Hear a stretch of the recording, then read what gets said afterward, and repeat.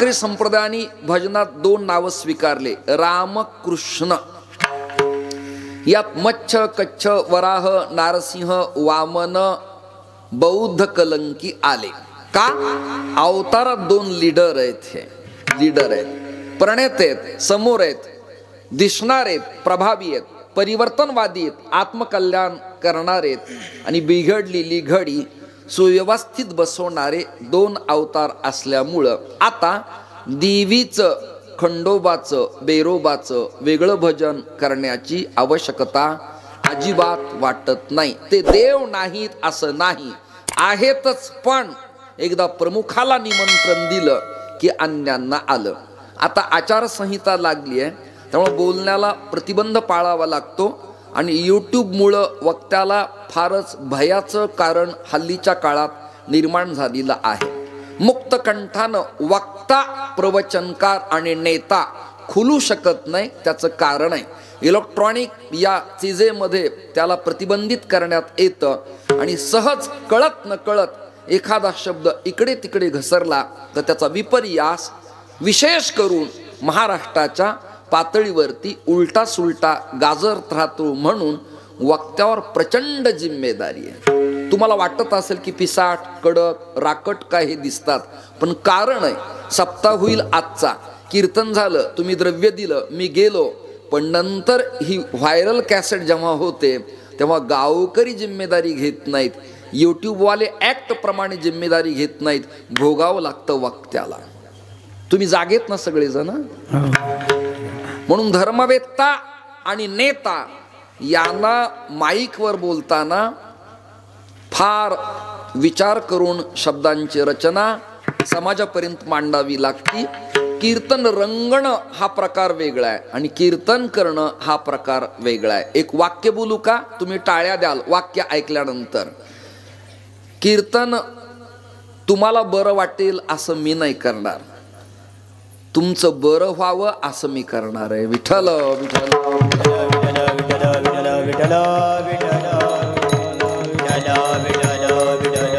मला वाटतं माझी प्रास्ताविक भावना युवकांना, युवतींना, वेल एज्युकेटेड लोकांना, अभ्यासकांना उमगली असेल. मुद्दा नीट ऐका की संतात प्रमुख लीडर 2 संतांचं नाव घेतलं की अन्य संत आले, हे समाधान आपण मानावं लागतं. प्रधानमंत्र्यांना मी कोणा एका यक्ष व्यक्तीचं पक्षाचं नाव घेत नाही, देशाचे जे कोणी प्रधान असतील त्यांना जर लंडन, फ्रान्स, जपान, मॉरिशसला निमंत्रण आलं तर आपण त्यात समाधान मानावं, समाधान मानावं. आपल्या गावातल्या परिसरातल्या एखाद्या पेटी वादकाला जर सांस्कृतिक विभागाचा पुरस्कार मिळाला तर आपण आनंदानं टाळ्या वाजवाव्यात, आनंदानं वाजवाव्यात. चोपदार म्हणून हे उभे असतील तर कीर्तनकारांना चोपदारांचं विडंबन करू नये. काही कीर्तनात मला बरं वाटत नाही की चोपदारांच्या बद्दल मौज घेतात, त्यांची चेष्टा करतात. चोपदार तुम्ही कपड्यावरून त्याच्या हातातल्या काठीवरती जाऊ नका.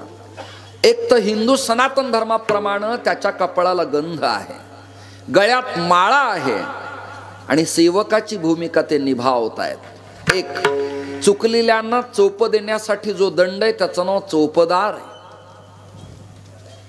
मराठीत अर्थ दबाव तंत्र. तिसरा अर्थ कीर्तनकाराचा अंगरक्षक. चौथा अर्थ चोपदार सामान्य पद नाही. दासोपंतांना दत्त परंपरेत प्रचंड अभिमान झाला होता. अंबेजोगाईच्या, त्याचं जुनं नाव मोमिनाबाद, तिथे जोगेश्वरी जगदंबा देवी आणि ती देवी प्रमोद महाजनांचं कुलदैवत त्या काळात. तर तिथून दासोपंत पैठणात आले गोदेच्या तीरावरती आणि त्यांना वाटायचं मी दत्तभक्तीतला मोठा ज्ञाता आहे, अभ्यासक आहे. पण त्यांची घमेंड उतरली, पैठणला आले आणि एकनाथ महाराजांच्या देऊळ वाड्यासमोर दत्तात्रय हातात चांदीची काठी घेऊन उभे होते. दत्तात्रयाने जी भूमिका बजावली ती चोपदारांची आहे, म्हणून चोपदार हे दत्त स्वरूप आहे, लक्षात धरा तुम्ही.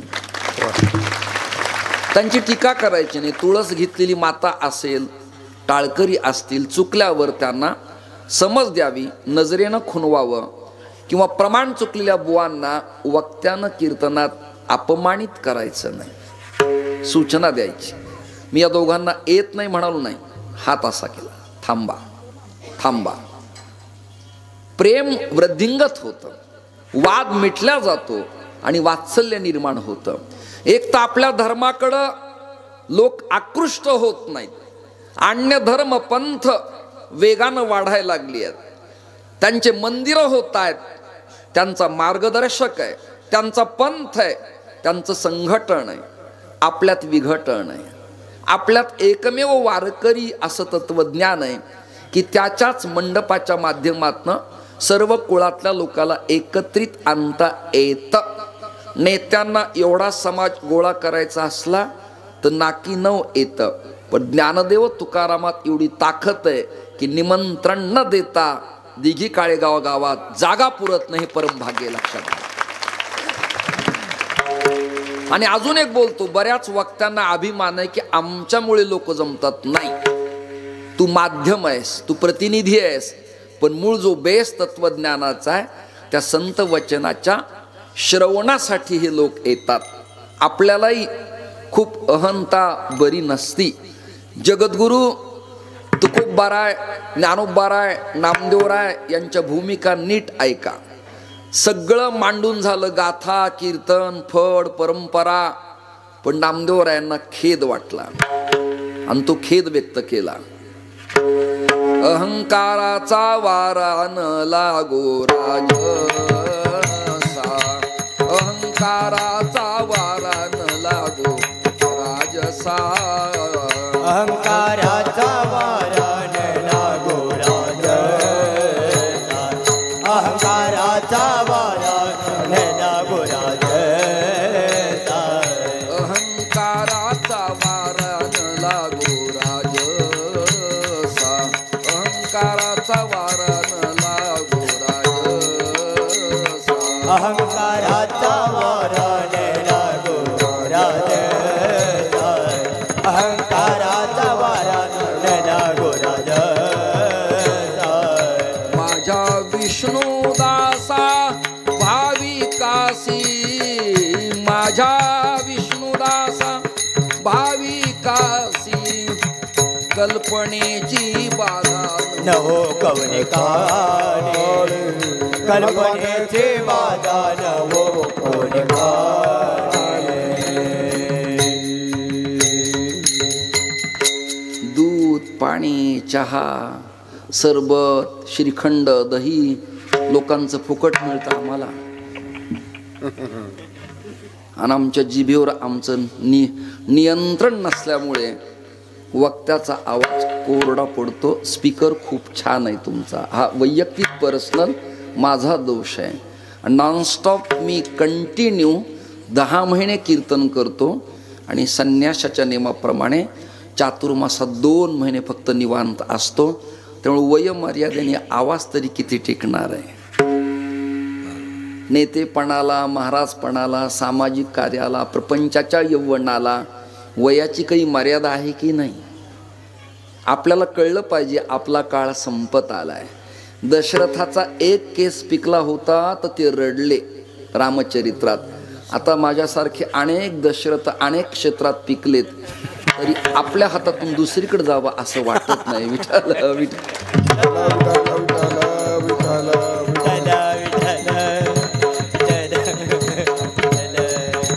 तुमचं माझं श्रोत्या वक्त्याचं जसं नातं जुळेल तसे तुम्ही माझ्याबरोबर प्रसन्न राहाल. तुमचे चेहरे रिस्पेक्टिव्ह राहतील, खुलतील, आनंद देतील. एक वाक्य बोलतो. अमृतानुभवात एक भाव असा आला. उमललेल्या कमलदलाला श्री ज्ञानेश्वर महाराजांनी भाव प्राकट्य मांडलं. समोरू काही वनचर जात होते आणि काही भ्रमर जात होते. तो भ्रमराचा स्वभाव आहे मकरंद चाखणे. तर भ्रमर बाहेरून येत होते आणि मकरंद चाखत होते. ज्ञानोबारायांनी स्कॅन केलं, ऑब्झर्व केलं, पाहिलं, स्टडी केला. किती सूक्ष्म दृष्टी असेल कल्पना करा. काय लिहिलं ज्ञानेश्वरीत? का कमळावरी भ्रमर पाय ठेविती हळुवार, कुंचुंबियेल केशर या शंका. भुंग्याला मकरंद चाखायचा आहे, पण पाकळी तुटता कामा नये आणि स्त्री केशर पुकेशराला धक्का लागता कामा नये आणि मकरंद तर चाखायचा. तो भ्रमर जवळ आला आणि दोन भ्रमरात चर्चा सुरू झाली. एक म्हणला मला सौभाग्य सुंदरू असल्यामुळे मकरंद आवडतो, आणि दुसरा भुंगा म्हणाला मी अभागी असल्यामुळे मला मातीत ढकलत ढकलत जाणाऱ्या आवडतात. वक्त्याने बिभत्स बोलू नये. असे दोन भुंगे. तिसरा भुंगा आहे दारुभेद निपुणही. म्हणजे काय? दारू म्हणजे पिण्याची नाही, वाजवण्याची नाही. दारू संस्कृतमध्ये लाकडाला, काष्टाला दारू म्हणतात. दारुभेद निपुणही. कावडाला, खांडाला, माळवदाला, लग्गीला, चौकटीला, पाटाला, चौरंगाला भुंगा लागल्यावर भुंगा त्या लाकडाचं पीठ करतो, चूर्ण करतो, बेसन पिठासारखं, निरम्यासारखं. एवढं कठीण कवच तोंड असलेला भुंगा पण कमलदलात अडकतो. ऐकताय ना तुम्ही? मग त्याला कमलदल तोडणं अवघड आहे का? एवढा ताकदीचा बॉडी गार्ड तो. काळा पिवळा टॅक्सीचा रंग त्याच्यापासून सुरू झाला. निब्बर घट्ट स्वभावाचा, पण तरी तो कमळाच्या पाकळीला तोडत नाही. त्याचं कारण आहे, त्याला म्हणायचं न्यायशास्त्रात स्नेह रज्जुकृत बंधन. काय म्हणायचंय? स्नेह रज्जुकृत बंधन. तसं तुमच्या प्रेमाच्या दोरीनं दिघी काळेगाव गावातल्या कीर्तनात तुम्ही मला बांधून टाकलं. विठ्ठल